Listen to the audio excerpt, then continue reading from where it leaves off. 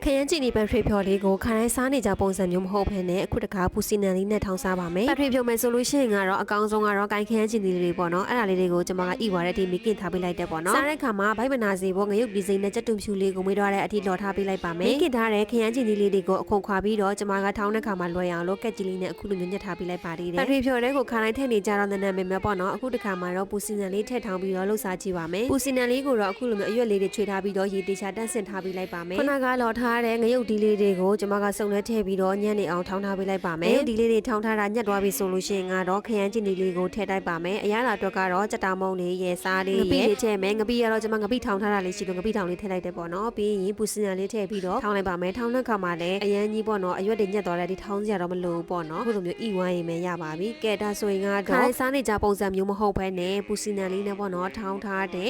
ခရမ်းချီနီပန်ခရီဖြော်မမွေးလေးရပြီပေါ့နော်အရန်ကိုစားကောင်းပါတယ်ရှင်လှုပ်စားကြည့်နော်